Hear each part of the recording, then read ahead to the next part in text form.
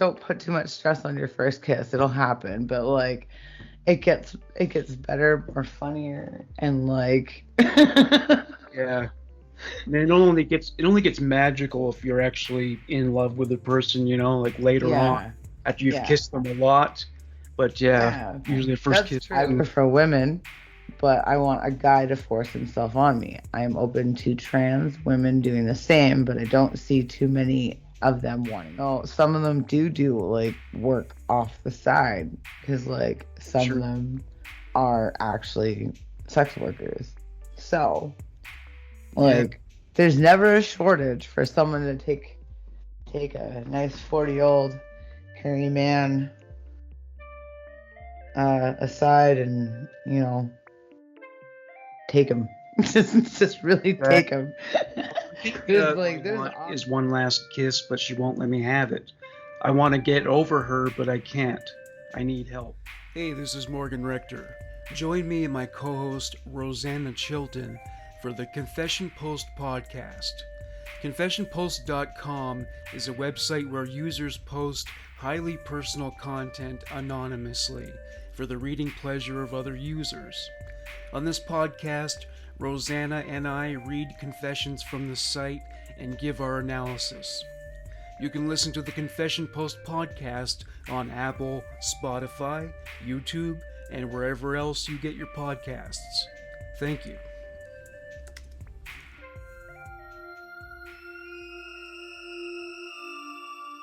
Hello, everyone. I am Rachel Telfor. And I'm Michelle Gower. We are the hosts of a new true crime podcast. It is called Children of the Void. The Void refers to children who are missing and children who have died under mysterious and suspicious circumstances. Sometimes parents know nothing about what has happened to their child. And sometimes they seem to know more than they let on. Like Casey Anthony. And the John Benet Ramsey case. We are determined to do our part to find missing children. And the truth when the story of their disappearance doesn't hold up. Together, we will blast the shadows with light so that no more children disappear into the void. Children of the Void debuts in September. Join us so we can all make a difference. Please subscribe. Until then, I'm Rachel Telfor. And I'm Michelle Gower. You can catch Children of the Void on Apple, Spotify, YouTube, and everywhere else you get your podcasts.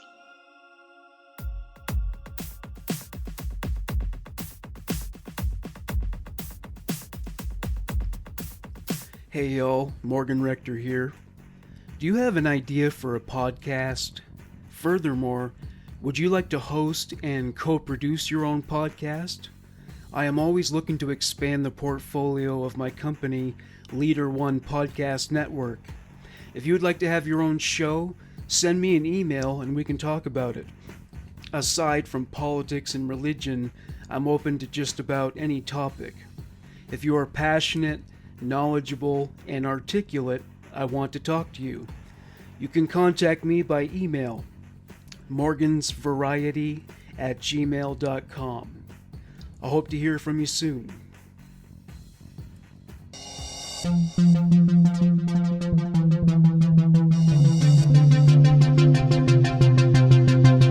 Hey, Morgan Rector here. I'm just dropping a line to say thank you to all of my Patreon donors. Since I'm not a Joe Rogan or Mark Maron, podcasting is more or less a starving artist gig for guys like me. Patreon donations keep me from having to take a job that would take away from my ability to generate more Human Monsters content. The website URL for Patreon is www.patreon, that's spelled patreon.com/leader ONE, Leader One. A way to make a one-time donation is to send it through PayPal at Morgan Rector 331, Rector spelled RECTOR, at hotmail.com, Morgan Rector 331 at hotmail.com. You don't have to give a large amount of money if it isn't possible. If $1 a month or $1 one time is the best you can pony up, it would be gratefully accepted. I know how hard things are for everybody during COVID. Thank you for all the support you have given the show, whether it is through financial donations or simply by listening. I am grateful for all you have given to me and the program. Enjoy the show.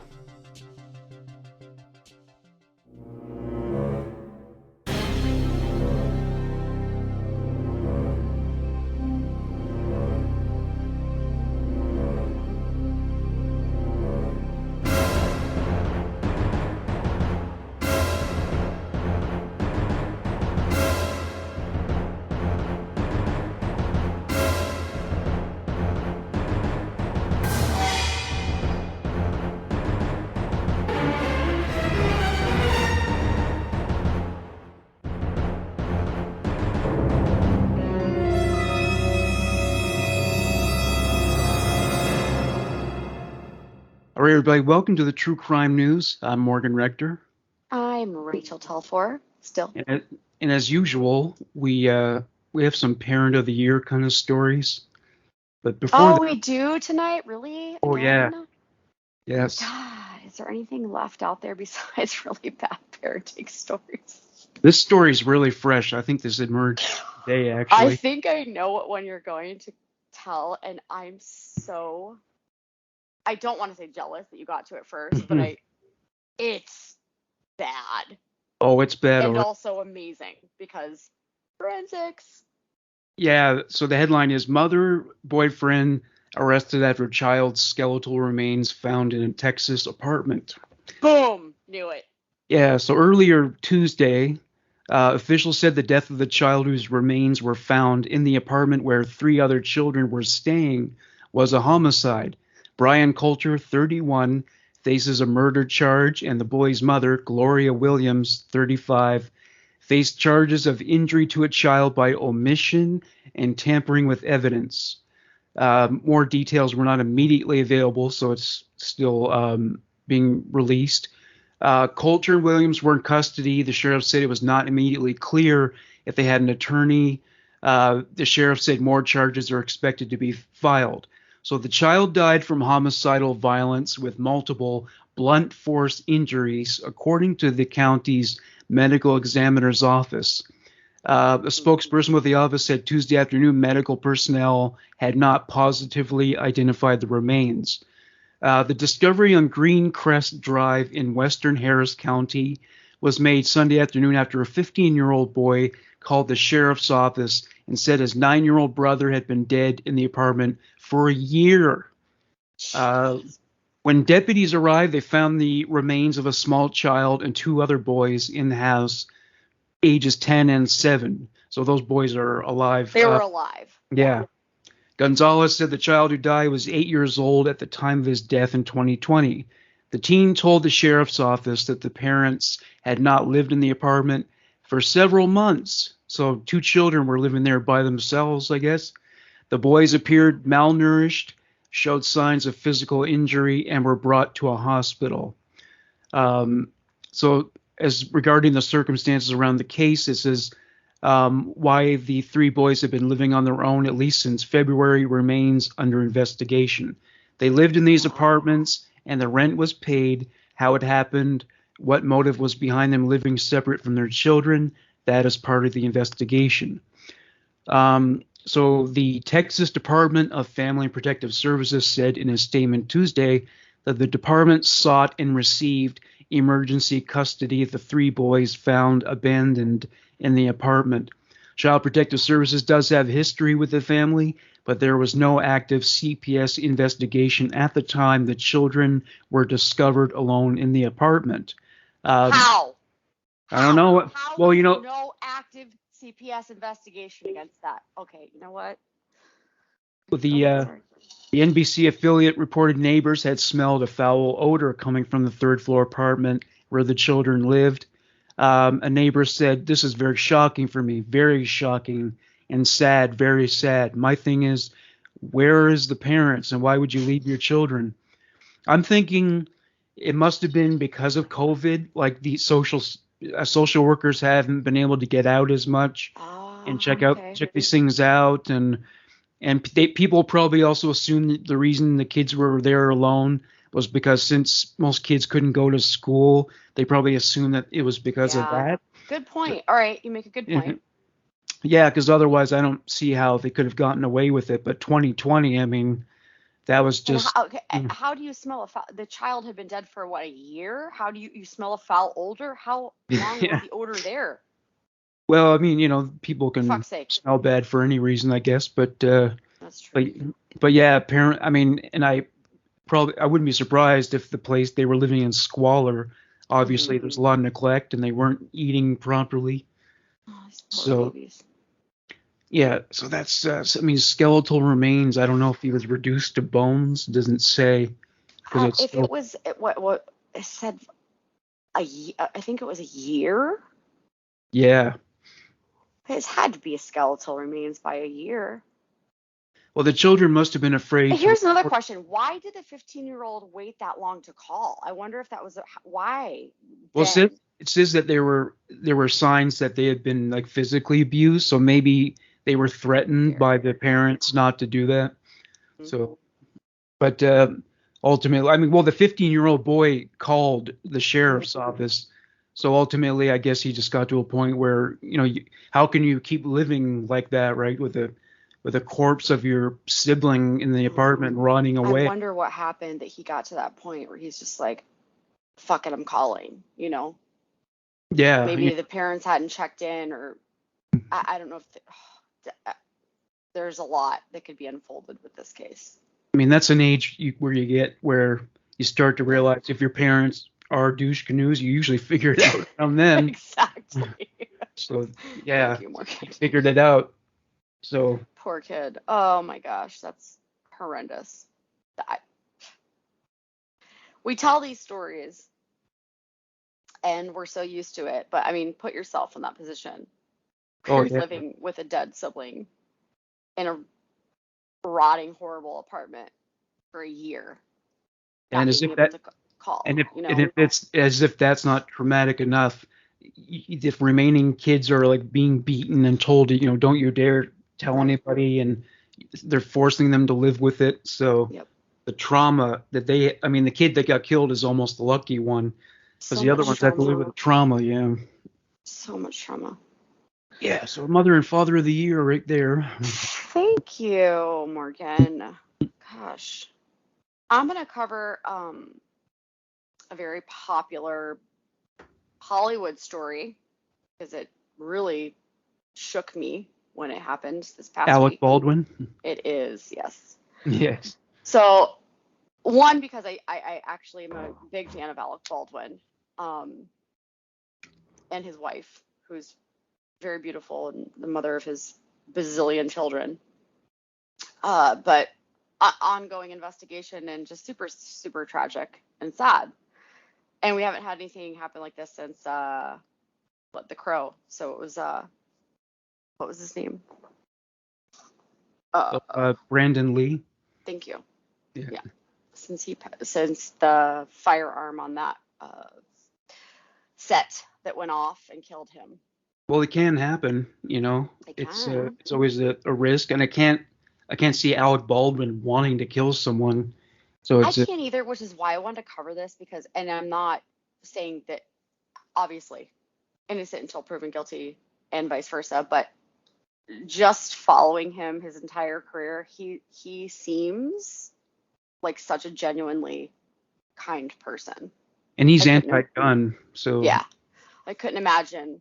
I mean, I just don't see it happening. But God forbid I fucking say my opinion on this podcast and I get shit all over. So yeah, I mean, another freak accident I once heard about. It was on stage. It was a stage play, and these actors, they had retractable knives, but one of the knives didn't retract when it was supposed to, and someone got stabbed to death. So these things do do use happen. real knives? Yeah, it's crazy, right? Yeah. Fuck. But yeah, well, as far as the fucking YouTube trolls go, I'm not gonna look at the comment sections anymore. No, It's just, I told him don't look at them. I look at them. I laugh again. I'm gonna say it over and over and over again. Actually, here we go. Yeah. Today, especially, because by the way, we do have private lives and we are human beings. Yeah. That live and shit. You know, I kind of blame I- myself for even going there. So Good. it's my fault if I get upset. It's going to stay That's away. correct. You're correct. It's a Don't snake go there. pit. Yeah. But adult bullying is still bullying. So if you're leaving, first of all, your negative comments don't get to me, thankfully. Some people who say negative things to some people do get to me. Not people I don't know. I find it very sad that you well, also thank you because you're taking the time to write something to me and you don't know me. So you're taking time out of your very small life on this planet to write about me. So that's kind of cool. Did you see that Denzel Washington thing I posted on Yes. Facebook? Yeah. He Yes, said, exactly. he said, you'll never be criticized by people who are doing more. You'll be criticized by people who are doing less. And he's right, you know. There you go. Morgan just summed it up. Thank you. Yeah. That's it. And also, if you don't have constructive criticism to give to somebody, why post it, dude? You're just being negative to be negative. Like that karma, that negative shit you put out is going to come back on you. So I'm sorry for you. Don't do that. Yeah, they discredit themselves. So yeah. Anyway, so Alec Baldwin, unfortunately, shot Helena Hutchins, who was the cinematographer for a movie they were shooting out in Santa Fe, which Alec actually was a producer of, called Rust. Authorities in New Mexico have confirmed that the projectile that killed cinematographer Helena Hutchins and injured director Joel Souza on the set of Rust was a real lead bullet. According to the preliminary investigation, the bullet, which was accidentally fired by the actor Alec Baldwin, Thursday fatally struck Hutchins, before hitting Souza, the Santa Fe County Sheriff's Office spokesperson Juan Rios reported. It has since been, the bullet was removed from the director's shoulder. At the press conference Wednesday, Sheriff Adam Mendoza said investigators discovered, quote, 500 rounds of ammunition on the set, real including, ammunition. Quote, a mix of blanks, dummy rounds, and what we are suspecting are live rounds. Well, I'm wondering why we haven't heard anything about the prop master, which is a person who is responsible for firearms, ensuring that they're shooting blanks. So, I mean, that person should be held accountable. Yes. So it's unclear where the bullets came from. Mendoza told reporters Wednesday he believed, quote, there was some complacency on the set since the people shooting, people involved in the production told one news outlet that the filming of some of the scenes was, quote, life-threatening, blaming Hutchins' death on negligence and unprofessionalism. Following Mendoza's comments Wednesday, Santa Fe District Attorney Mary Carmack Atwies echoed that in terms of criminal charges against Baldwin or others, quote, all options are on the table at this point, and, quote, no one has been ruled out, as they search for answers as to what led to the fatal shooting on the set of the Western film. According to the search warrant affidavit from the Santa Fe County Sheriff's Office, Assistant Director David Halls handed Baldwin a gun for a rehearsal, yelling, quote, cold gun, to indicate that it was not loaded and safe to handle. Baldwin then shot the Colt .45 revolver during the scene, hitting Hutchins and Souza. Neither Halls nor Baldwin knew that the gun had live ammunition in it, according to the affidavit. The investigation remains ongoing, with production of the film halted. No charges have been filed at this time. Well, you know, even though Alec Baldwin's not responsible, it would still be pretty horrifying to know that, you know, that person died by your hand. He will. I so funny you say that. Not funny, but apropos, because I guarantee, like, just feeling what I know from that man, he will never forget that. Well, absolutely not. It will eat him up alive. Of course, you know, as it would me. You know, who knows if he'll be able to act again? You know, I thought the same, and he did. So he did actually quote on his Instagram, which I know it's fucking gay to like post, but you have to respond to public because Yeah. I mean, you guys are responding to us and we're like nobodies. Imagine the goddamn shit that Alec Baldwin is getting. So from your, people who manage you, like you have to put out something. So he did say, I'm fully cooperating with the police investigation to address how this tragedy occurred, and I am in touch with her husband, offering my support to him and his family. My heart is broken for her husband, their son, and all who loved Helena. So. Yeah, it's going to be a hard thing to live with. Yeah, for sure. Really shitty for everybody involved.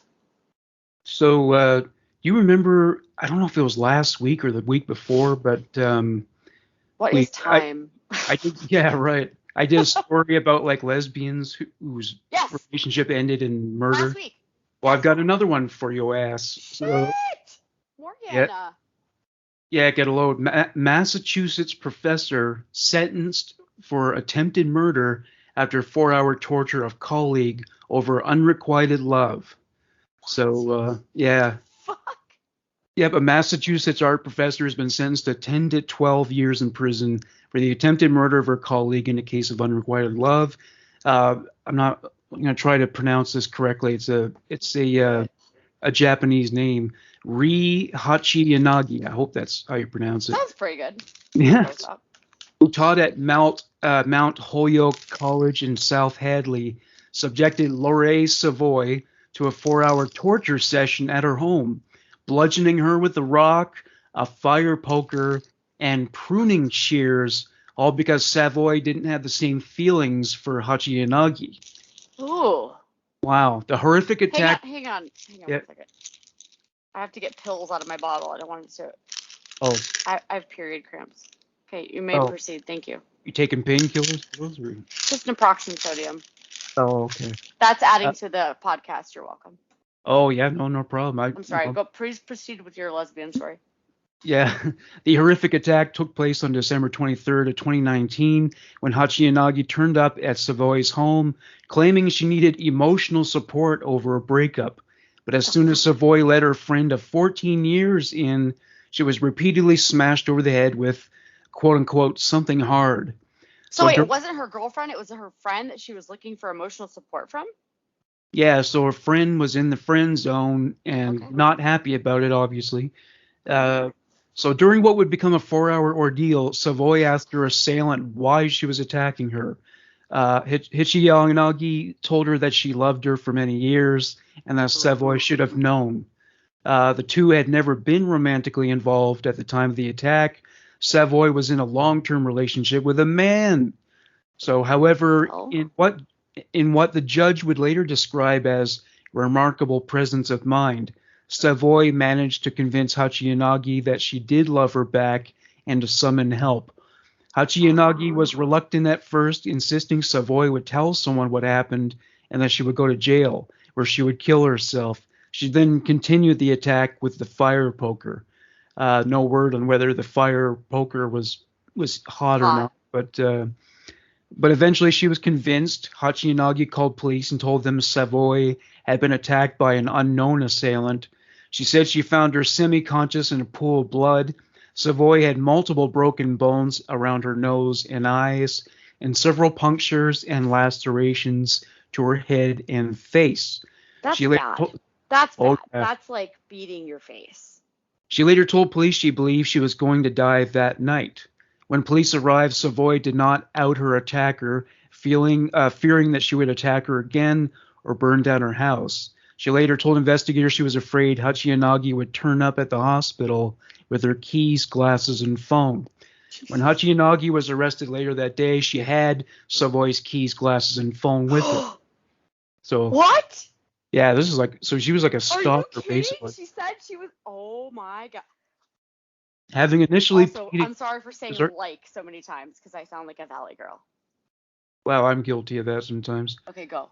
Having initially pleaded not guilty, Hachiyanagi changed her plea to guilty to 3 counts of armed assault with intent to murder a person over 60, 3 counts of assault and battery with a dangerous weapon on a person over 60, and I one was count. picturing young people. That's funny you say that now.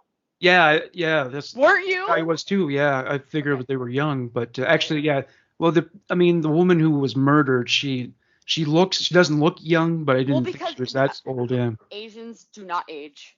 Well, the If you're Asian, please give me whatever. I am completely 100% white the, from my ancestry DNA. Obviously, there's nothing in me, the victim but was black, but very well oh, okay. preserved. She looks I like respect it. she looked like she'd be like 45 to 55. She doesn't look 60. But yeah, the Asian woman was the aggressor. So and she got one count each of home invasion, mayhem, and entering in the nighttime with intent to commit a felony. So No Judge attempted Prince, murder. No, like assault and battery, mayhem. dangerous weapon, mayhem. Yeah, so it's all assault charges. Um, So Judge Francis Flannery said he found the case troubling because the defense presented evidence that Hachiyanagi was a respected peer, talented artist, good friend, and kind person with no criminal record. Okay, all But right then. on the other hand, I have this defendant who tried to torture to death over 4 hours someone who wasn't an enemy but was a friend. But I still don't understand. I still don't see an adequate explanation for what happened. This is one of the most horrific set of facts I've heard, and I'm a superior court judge. So Savoy didn't die. She was just brutally assaulted, but she's alive. She's been fighting back. The judge praised the victim Savoy for her courage in fighting back. Professor Savoy is certainly a victim of a horrific crime, but that's not what I'm going to remember. I'm going to remember that she had the presence of mind and the courage to convince her attacker not to kill her. As her body was failing her, she used her mind to save herself. That's remarkable. Good for her. So that chick must have Damn. just been nuts. She must have just stalked Yeah. her. Well, I mean, yes. Yes. Correct. All right. Batshit. What's your next story? Morgan's like on to the next one, Rachel. Mm-hmm. We're gonna travel to New Jersey. And the headline is New Jersey man accused of using an axe to kill his grandfather. Quote, God told me to do it. Oh, of course, yeah. I mean, that's what God does. Yeah, forget about the sixth commandment. Yeah. Yeah, Thou shalt, yeah, no. yeah. Thou shalt just kill your grandfather. Okay. Yeah, just go ahead. Yeah. I hate it here. A New Jersey man is accused of killing his grandfather with an axe. Jason Vicari, a 21-year-old Rutgers University student, was taken into custody on charges of murder, burglary, and weapon possession in connection with the death of his 81-year-old grandfather, Ronald Vicari. According to NJ.com, Ronald was a telecommunications engineer who served on the City of Elmwood Park Planning Board for more than 3 decades. Quote, he was as bright as they come.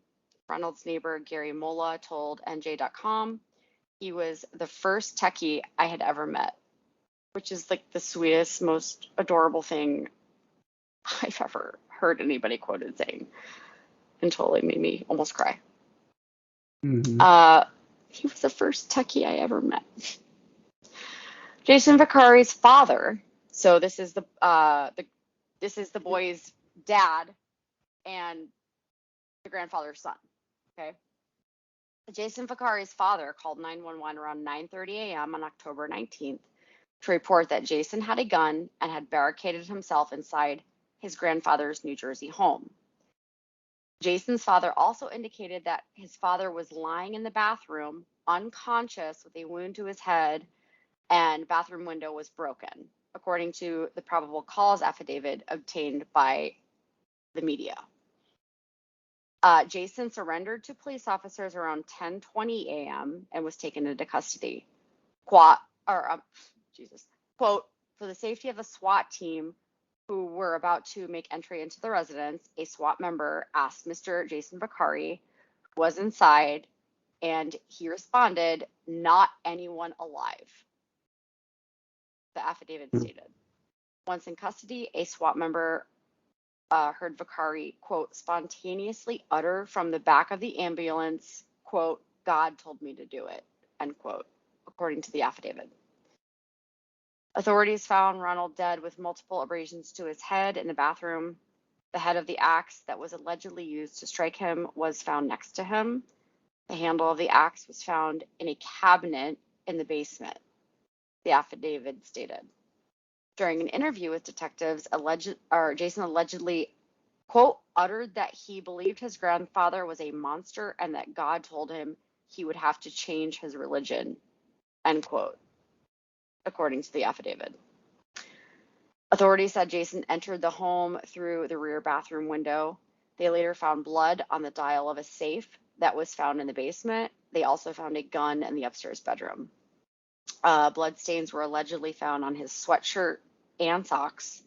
Jason allegedly told the authorities that he cut himself climbing through the bathroom window. He's being held in the Bergen County Jail. His public defender could not be reached for comment. It is unclear if he has entered a plea, and his bond hearing is scheduled for October 29th. Wait, did it say if he opened the safe? It did not. No, because I'm wondering, I'll bet people probably like say things, make some shit up. God made me do it so they can get, stay in a mental hospital instead of prison. Exactly. So, because it may not be the work of someone who doesn't have it together mentally. It sounds like a coordinated plan was formulated and, initiated. He just said some shit like in the like rage of the passion of the rage, trying to get money, maybe from his grandfather. Like, God made me do it because he didn't know what else to say because he's like, oh shit, what did I do? Yeah, I can go with that. Yep. Yeah. So if a safe is ever involved, there goes the credibility. There goes the credibility of psychotic delusions. Yep. Oh, yeah. All right. Hey, take notes, folks. Well, don't commit crimes. Guess which state my next story. Oh my God, are we coming to Florida? The flow ride is yet. The flow ride. Yeah. Was it now? Do you know where Broward County is? Broward County, yes. Broward County is south of me. South, yeah, okay. So, Florida woman who sprayed neighborhood with machine gun as she chased fleeing dog nappers won't be charged. This is an interesting gun story. So, a wild gun. Sorry, I'm not laughing. No. Wait, can you read that again? Do that again. Florida woman who sprayed neighborhood with machine gun as she chased fleeing dog nappers won't be charged. Oh my God, that's so Florida. Okay. Wow. A wild gunfight during a dog napping in Florida somehow left nobody dead. Ring doorbell cam captured the insane moment a homeowner blindly sprayed her neighborhood with a machine gun after she chased after 3 suspects who just stolen her 2 micro bully puppies. I don't know how much money those dogs are worth, but a lot. The incident occurred in West Park at 7:30 p.m. on Monday. The woman who breeds and sells exotic dogs was at home with her girlfriend when she heard a knock at the door. She assumed the 3 teens at the door were inquiring about the dogs. Yeah, but she noticed something off. What the hell's going on here? She recalled to Local 10. As soon as I turn around, that's when he grabbed me and his boys got all frantic. She said one of the males grabbed her and held a gun to her head, and there was a struggle. Well, I know that some dog breeds are hugely expensive. Like English bulldogs are like $4,000, and that's the case. That's the case with these puppies, actually. She goes, as soon as I turned around, the other guy that was standing here went to put his arm around me, put the gun to my head. I started screaming, tried to wiggle myself out. The trio then fled the home, with 2 of her puppies, worth $4,000 each. So this is when the insane Ring video shows the 3 sprinting up the yard, one turning back to aim his gun at the doorway, and according to the woman, firing at her. He even runs back to grab something, which he very nearly sincerely regrets. The dog owner bursts out of the house milliseconds later, clutching a semi-automatic weapon, ducking behind the car in the driveway, spraying bullets in the general direction of the fleeing dog nappers. I literally know people that would do this, by the way. Really? You do? Personally? 100%, yes. Glass and splinters can be seen exploding over her head as they return fire, narrowly missing her. There were no reports of any neighbors being shot, Police apprehended one 16-year-old suspect with no reported injuries. They won't know if the other three, including a getaway driver, or indeed either of the puppies, were struck by any of the bullets until they find them. Broward Sheriff's Office confirmed the woman would not face any charges as she was No, we have defending stand her your home.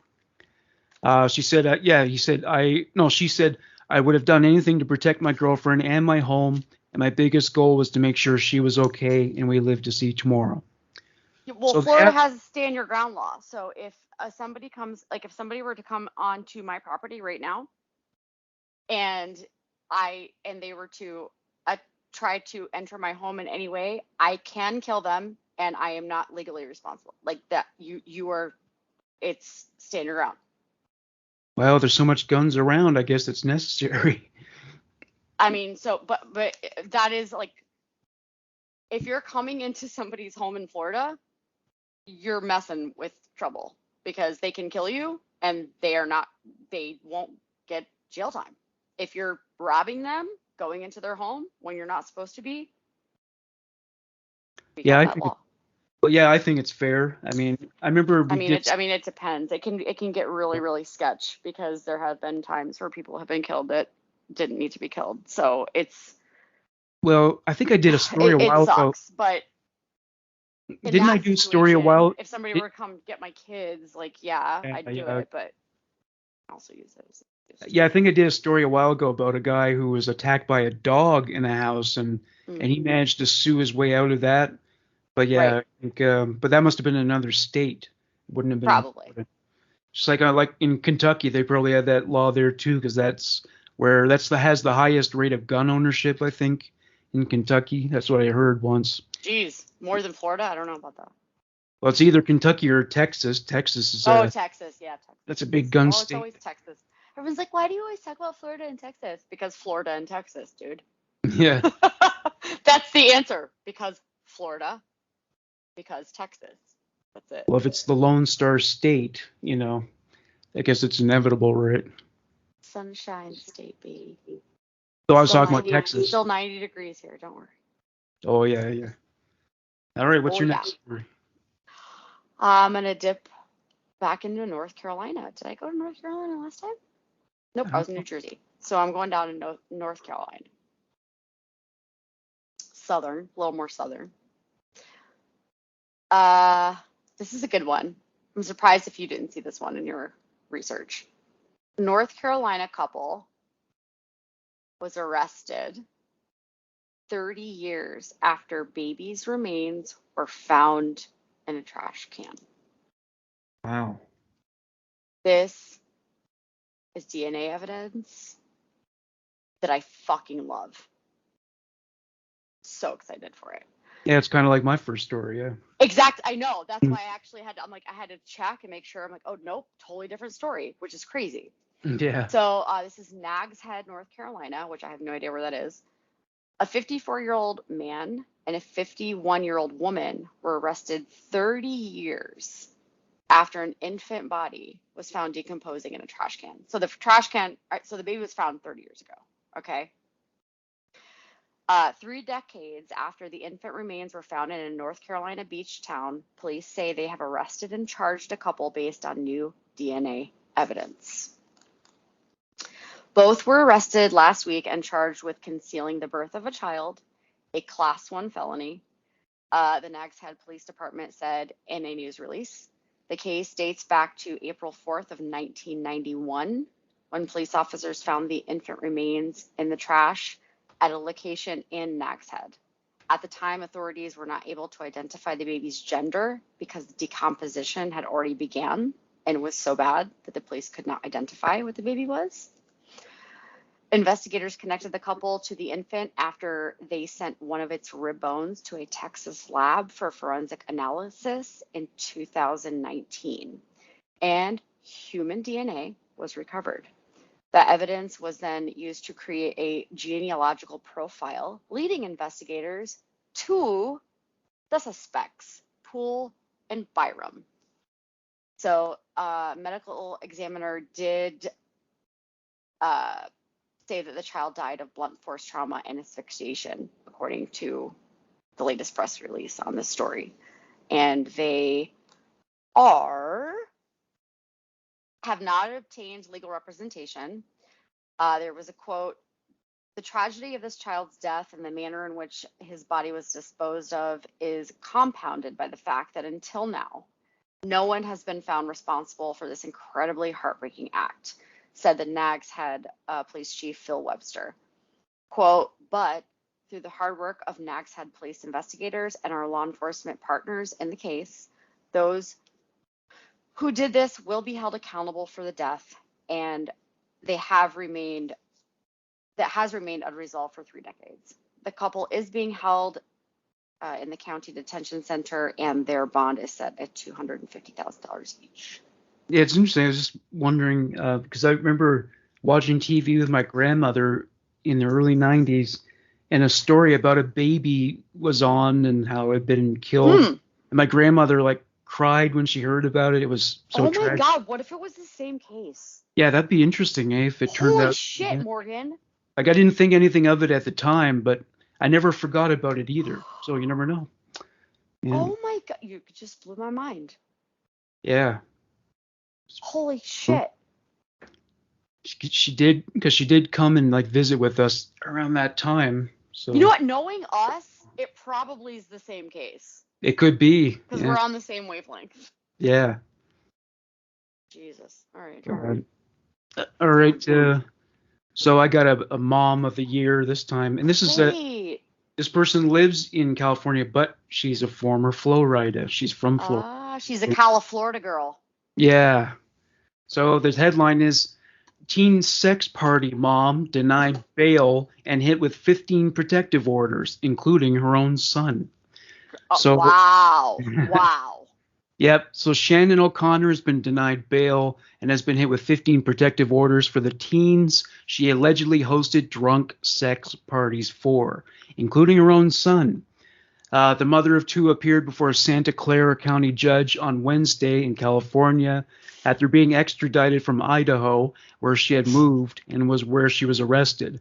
She was arraigned on all 39 charges, including 39? Yep, child endangerment, child molestation, sexual assault, and contributing to the delinquency of a minor. If convicted, she could face up to 20 years in prison, according to the East Bay Times. She did not enter a plea. Is she being tried in California? California, yep. They extradited her there for it. Okay. Because she fled California to go to Idaho, yeah. So she'll have to wait in prison until then. Up until that point, bail had been set at $900,000. But Deputy District Attorney Rebecca Wise argued there was clear and convincing evidence that if the defendant were to be released to the public, there's likely going to be great bodily harm to the victims in this case and to members of the public, adding that she was a significant flight risk because of the potential sentence she faced, as well as her wealth. The Los Gatos home she left in Florida, for example, is currently listed for $4.7 million. Who is this woman? Yeah, I don't know. How old is she? How old is she? Doesn't say her age. What the fuck? I saw a picture of her. She looked like me. Is this Ghislaine Maxwell? No, it's not her. Her name is Shannon O'Connor. That was a funny joke. Now, Shannon O'Connor is her name. District Attorney Jeff Rosen also argued that the accused had continued to host illicit teen parties in Idaho after she had moved. The day she served the arrest warrant, investigators said there were 12 teens at her home, many of whom had stayed overnight. As well as denying bail, Judge Johnny Gogo.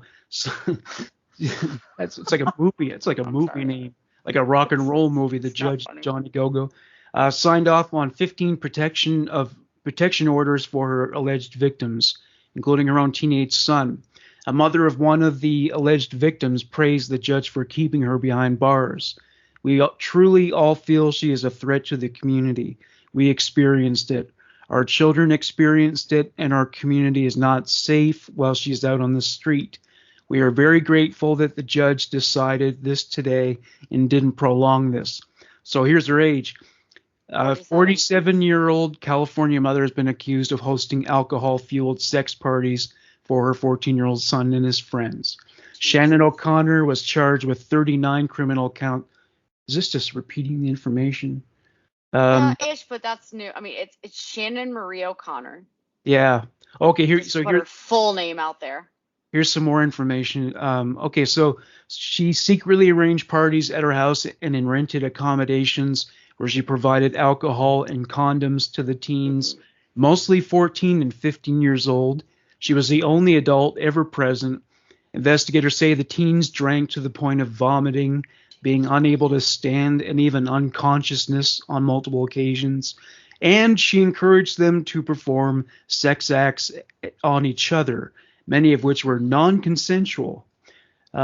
She allegedly contacted the teens on Snapchat, warning them never to tell their parents. One 14-year-old whom she suspected of breaking this rule, O'Connor threatened to spread rumors about and encouraged the other teens to do the same, to the point the child suffered a mental and emotional breakdown. You think? I mean, this is like a 47-year-old junior high girl or something. She's acting like the way they do. What? She's a fucking cunt canoe. Oh, yeah. Via Snapchat or text, she would tell the teens to sneak out of their house at night or early in the morning without their parents' knowledge or consent, pick them up on the street and drive them to her home. Per the statement, the parties began this summer 2020 at her home. One teenage girl, who was the only sober person in the house, recalled being left in charge of a 14-year-old boy who was passed out in the bathroom, covered in his own vomit.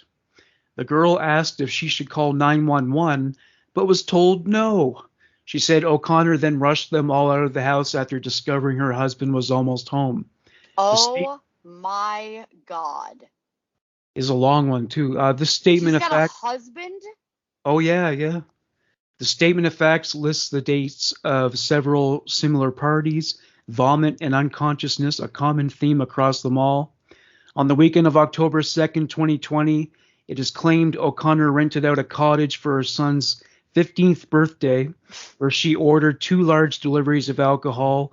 Once again, she was the only adult present amongst a dozen minors, many of whom could be seen on external cameras urinating, stumbling around, and throwing up all over the back patio. The owners later claimed $9,000 worth of damage was done to the home. On October 30th, investigators say she called police herself to inform them she was hosting a Halloween party and that because neighbors frequently called the police on her, she would be advising her guests not to answer the door, asking that officers phone her first before sending anyone out. Police records show no neighbors had ever called police to the address. She then bought multiple cases of beer and bottles of liquor and told the teens to hide it beneath blankets in her backyard and retrieve it once she and her husband had left the house. She told the children's parents it was a basketball and ping pong party. Per the statement in December 2020, when 14-year-old girl was lying on a bed, heavily intoxicated, when O'Connor handed a condom to another drunk boy and pushed him into the bedroom. The teen girl was afraid, ran, and locked herself in the bathroom. That same teen girl who had been in a relationship with O'Connor's son said she was frequently encouraged to perform sex acts with other boys, even though she did not want to. At one point, she was in O'Connor's hot tub with O'Connor's son and another boy, all drunk, as they all pressured her to let the other boy digitally penetrate her. Feeling, wow, this is getting into like This is total horrible. This is total humo territory with the graphic yes. details, This is Morgan. You need to do like a full deep dive into this woman. It's funny things. I never read the articles before I just go by the headlines. This is bad. Feeling sick, she left the hot tub and went to lie down in a bedroom inside. Per the statement, O'Connor brought the other boy up to the bedroom after her and left him in there with her, where she was digitally penetrated once again, too intoxicated to resist, crying with a pillow over her face. So this woman's a rapist. She's a rapist. Headed She file. is Yep. disgusting. She should be. Yeah. I'm gonna keep quiet. She asked O'Connor afterwards, "Why did you leave me in there with him? Like, why did you do that? Like, you knew what he was doing to me. Like for 30 minutes, that was like too long. Like you can't do that." O'Connor reportedly laughed in reply. Fucking death. Yeah, the boy in question was so intoxicated he said he didn't remember it happening, which is Sure. possible, I guess, if you're that age and you're drinking He's like hard liquor. 13 or 14-year-olds. If that were my child's 10, I would kill her first Well, of all. yeah, your brain is still in development, so They yeah. don't know what the hell's going on if they're being fed drugs and alcohol by a fucking 47-year-old piece of shit. Later that month, according to the statement, after once again supplying her son and two of his friends, who were brothers, were brothers with alcohol, O'Connor was driving with the children, drinking in her SUV. She then allowed them to drive her car, underage, unlicensed, and intoxicated, around the Los Gatos High School parking lot. While one of the brothers was driving, the other was hanging onto the back when he fell off and was knocked unconscious for 30 seconds. Trying to lift him into the car, they dropped him several times on the ground. Oh, there's frontal fucking. This is just an avalanche of irresponsibility. It's just unbelievable. Thank you. Yes. It's just layered. It's just a bystander. I don't even know where to start. A bystander who witnessed it asked if they needed help, but was told, "Mind your own business." Okay. The witness told police anyway. When officers caught up with them, they found O'Connor in the driver's seat and the brother who fell in the back seat, which was covered in vomit. He told police he was car sick. O'Connor told the officers she would speak to his parents. Instead, she drove to her own home to change him out of his vomit-colored clothes and then let him find his own way home, heavily intoxicated and severely concussed. At yet another party that month, one teen reported being so drunk she nearly drowned in the hot tub. Several teens ended up in a bedroom that night. One teen girl who was sober recalled a drunk boy climbing on top of her and repeatedly groping her. As she continued to push him off, O'Connor was in the room watching and laughing. Morgan, this is like you doing a fucking episode of Human Monsters and me having to listen to it and not comment. Yeah. Very hard. Yeah, I told you I comment on your goddamn episodes while I'm listening to them in the fucking grocery store. This is very hard for me. You know, it sounds like there's enough material here for a book, like someone could expand it. How many fucking people did she abuse? Per the statement, it wasn't until the weekend of February 15th that any of the other parents got wind of what was happening. O'Connor took a number of minors to Lake Tahoe, only one of which was female. She lied to her parents, assuring them their daughter would only stay in a room with other girls and that no alcohol would be present. So video evidence would later show this girl heavily drunk, stumbling around a snow-filled parking lot in the middle of the night in a bikini. Oh my God. She ended up in bed with O'Connor's son, with him exposing himself, even though she did not want it to happen. Her parents requested she come home from the trip early, quote, due to being informed of defendant's criminal behavior, end quote.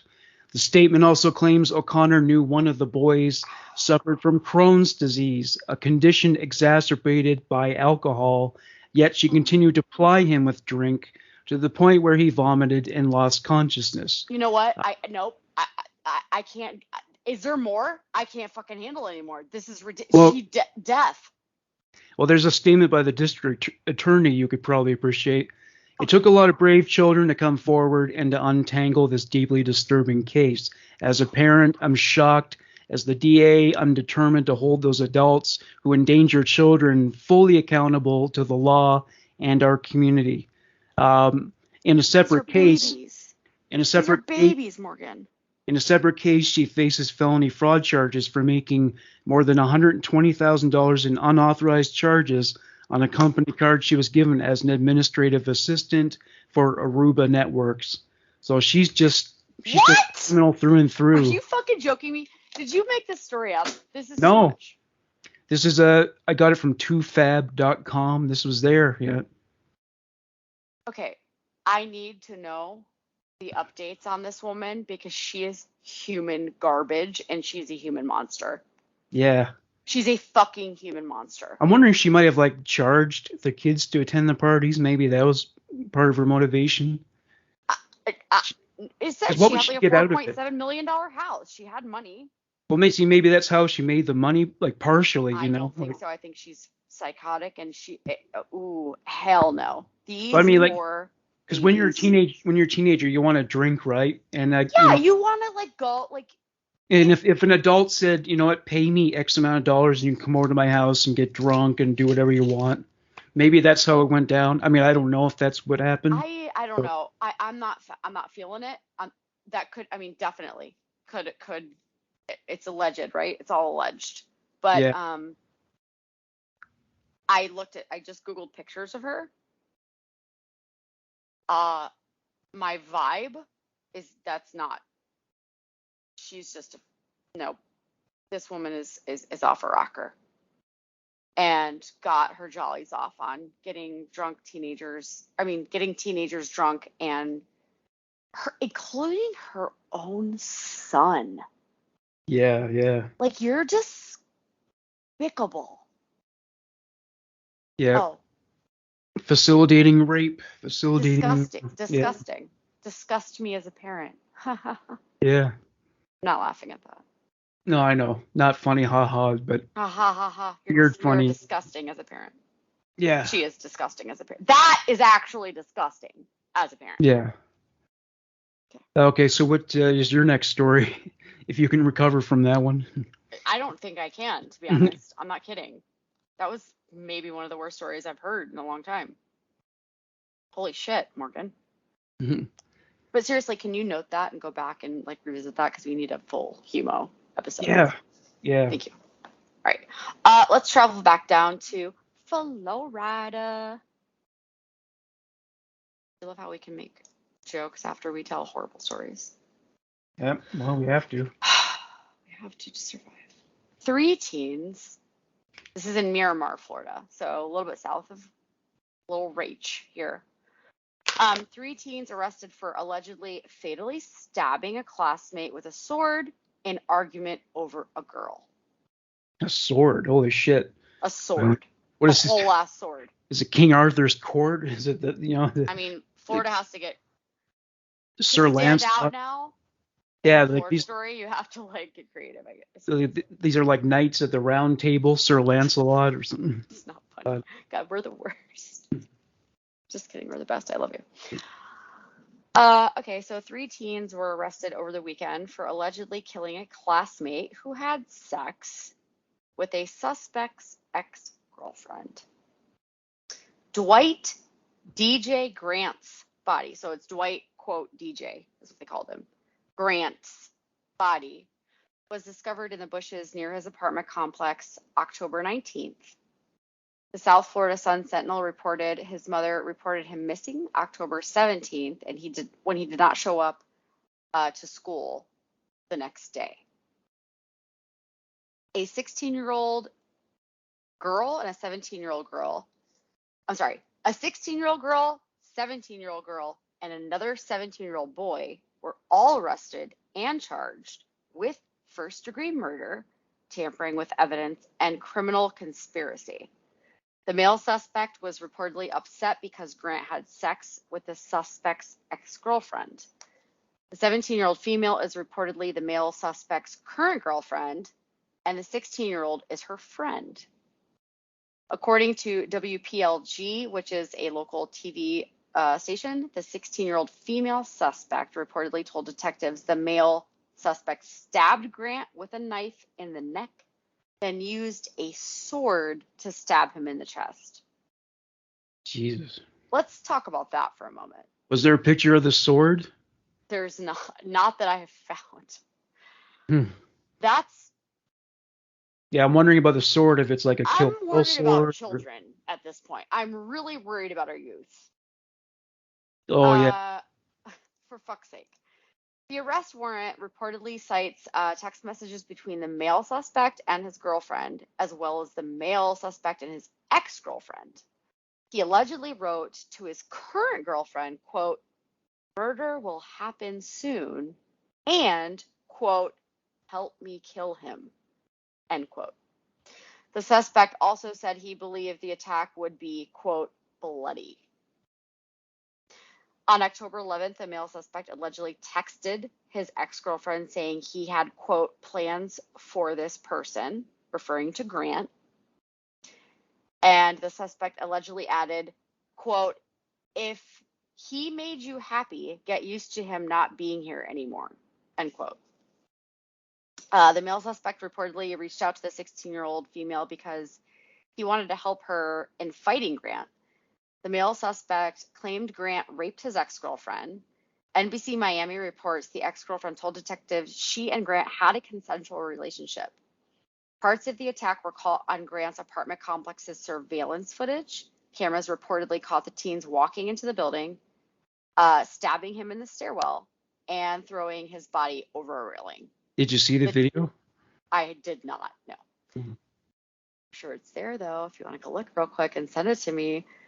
The teens allegedly hoped to start a bonfire to burn their clothing, but were prevented from doing so by a security guard. Thank you, security guard. I appreciate that. Mm-hmm. Miramar High School principal Maria Formoso tweeted October 19th, quote, "May our forever patriot rest in peace. Please pray for Dwight Grant's family, friends, and our community." The South Florida Sun Sentinel reports that 3 suspects are being held at the Broward County Juvenile Assessment Center. Their court date is scheduled for November 4th. Wow. Throw the book at them.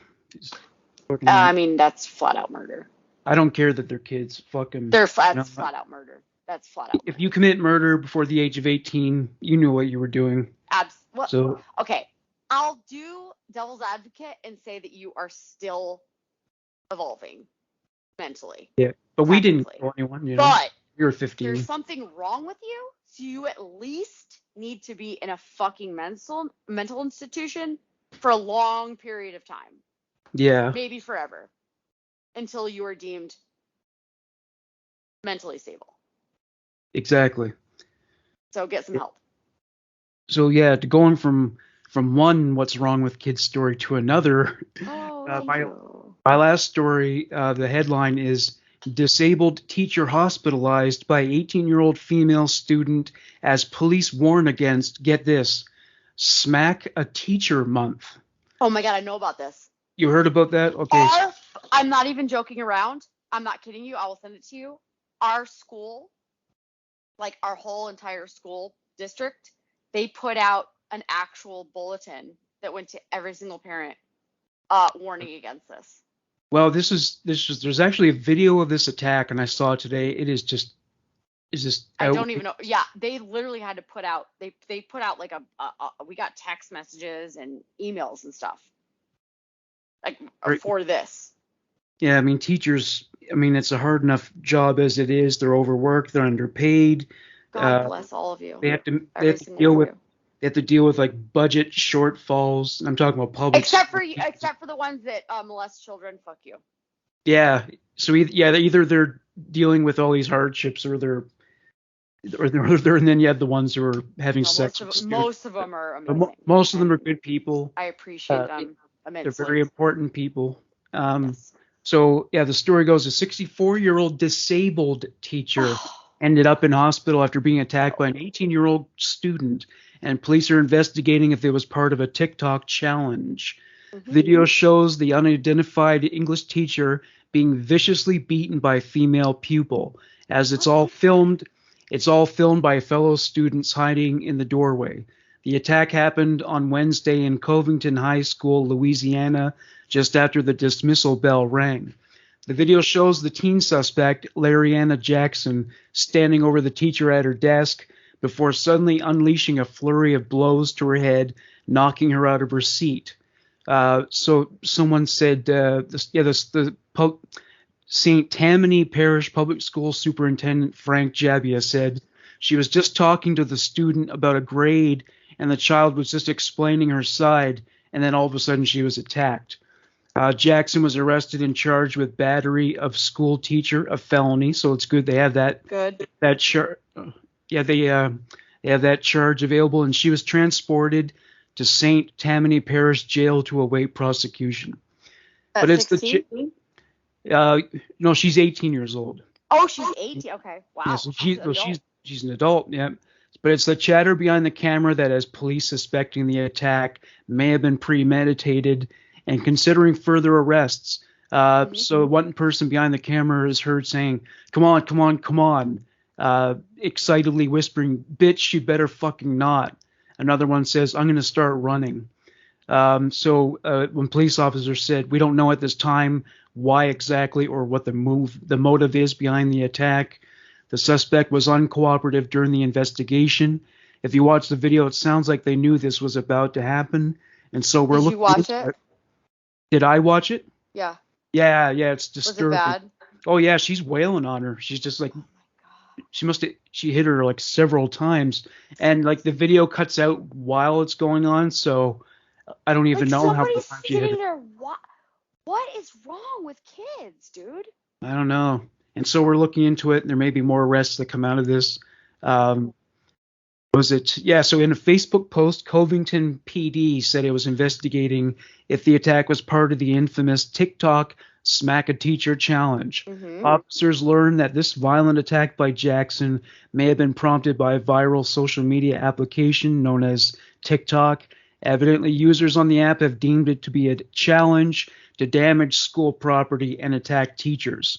The Covington Police Department would like to remind everyone that anyone who participates in such a challenge will be booked accordingly. So educators across the country have been warning staff about the so-called devious licks list, a set of monthly challenges daring students to commit various offenses against their schools. They range from the petty, like turning up late, to potential felonies like assault and sexual assault. They're encouraging each other to rape teachers. September's challenge, which dared students to vandalize school bathrooms, left many in ruin. In a tweet, TikTok insisted it is not a trend on its platform, and any attempt to make it one will be removed. The rumored slap a teacher dare is an insult to educators everywhere, it said, and while it is not a trend on TikTok, if at any point it shows up, content will be removed. Meanwhile, the victim of the attack, who has worked in St. Tammany for a very long time, is in recovery. They said she's very bruised and hurt and just in a lot of pain, and I just feel for her. So yeah, I hope that girl That's absolutely horrendous. I just it makes me sad. Yeah, it's ridiculous.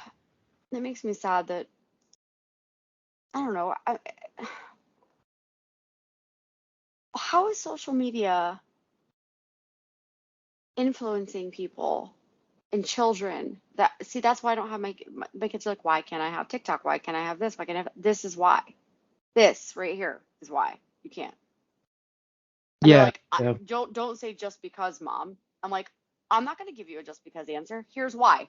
Fucking horrible people exist. And it's not that I don't trust you, dude. I don't trust them. Yeah, the video's out there, so I think pretty much anyone can go check it out by now. But yeah, it's just unbelievable. It's really sad. It's horrifying. What's your last story? I'm actually going to do an update on a really, really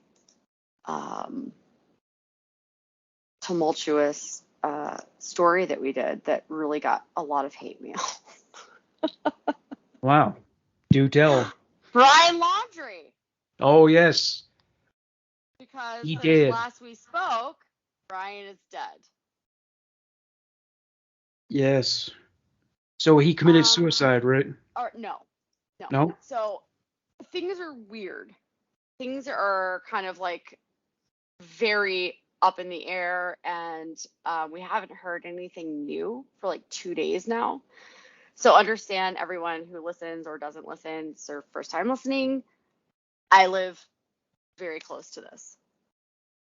And he was found in the, also I want to say this because I'm probably the only person that can say this in this podcast. It's the Myakkahatchee Creek Environment Park. If I sent this word to you, you would not be able to pronounce it. Yeah. So I read that and laughed because I'm like, Morgan would not have gotten that. His body was found. It's really, we don't have any definitive answers. The Laundrie family is grieving privately. There is still a lot of questions going on. Apparently, there was a notebook that was recovered from the creek that may be salvageable, where there were like notes in there that he wrote. They have not yet been released because they were underwater, so we don't know yet if there's anything written on them. The FBI said that it appeared to be salvageable, so we're hoping. So the Laundrie family attorney, Stephen Bertolino, said he doesn't know what's inside the notebook, whether it was dry, because it was inside of a plastic bag.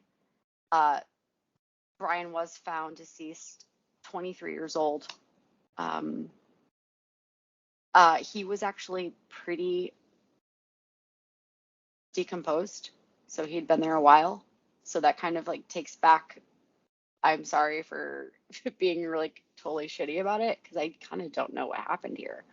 It's super weird. He was a person of interest in the homicide of his fiancée, Gabby Petito. Her remains were found on September 19th. After, again, they spent months traveling together in her van that was converted into a camper. And then Laundrie had returned to his Northport home where he lived with his parents on September 1st without Petito. She was not reported missing for 10 days after that. And then the parents reported him missing on the 17th of September. And the last time they saw him was September 13th. And now he has been found deceased as well. Which on October 19th, or no, it was October, 19th. Sorry, what was the cause of death again for him? It has not been released yet. They're still working on it. Super new. Yeah. Yep. Maybe So, he starved to death. I don't know. I don't know. It's just this case is a roller coaster of a ride. And when it all comes together, I'm sure because it's been so public. And I did say that I was like, it kind of pissed me off because there's so many other cases. Like, look at all the cases we've done tonight that haven't gotten this much attention, Yeah, She's right. the cute blonde white girl, whatever. And I'm going to say it again. I'm sorry, but I'm not sorry.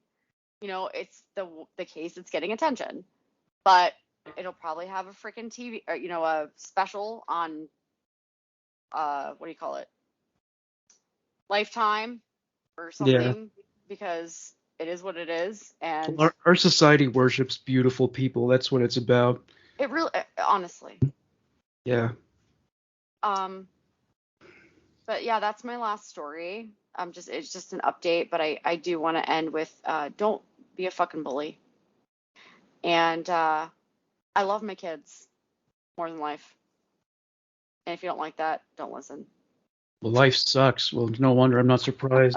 I almost love. Also, I love you, Morgan. Yeah, I love you too. I almost love kids that aren't even my own more than life itself. Literally. And I don't think there are any kids that I love, so there you go. You haven't met mine yet, dude. Oh yeah. Okay. They know of Uncle Morg. Mm-hmm. Morgan Reek, as Siri calls you. Oh, Reek, yeah. Oh yeah. Yeah, I called Morgan tonight on my Siri on my stupid phone, and it literally it's in as Morgan Rector, and she decided to call him Morgan Reek. Well, my Siri changed his voice to a British guy all of a sudden. What? You're a British guy? I don't know how it happened. What the fuck? And it even uses British slang, like I'll go turn on flashlight, and he says, "Okay, torch is on." They Get call the it. fuck out of here! I want that immediately. Yeah, they call the flashlights torches, and oh my god, that's amazing! I totally need that. I don't know. I don't know if it refers to cigarettes as fags, but yeah. Somebody please tell me how to do that in the comments. Yeah. By the way, somebody commented in the comments the other day.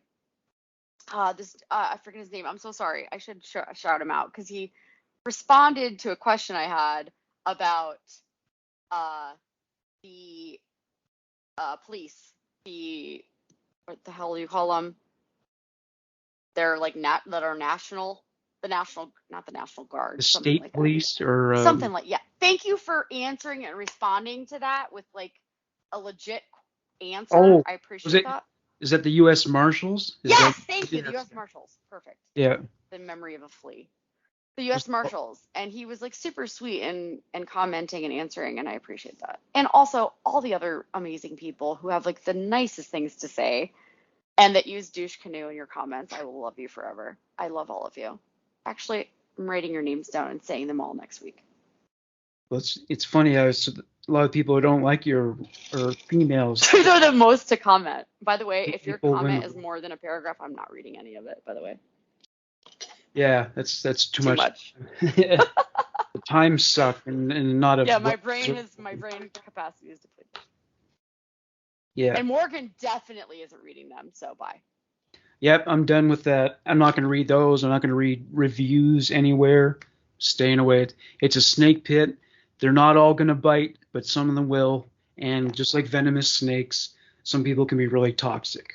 So. Well, and I want to end this on a positive note because it's so depressing what we talk about.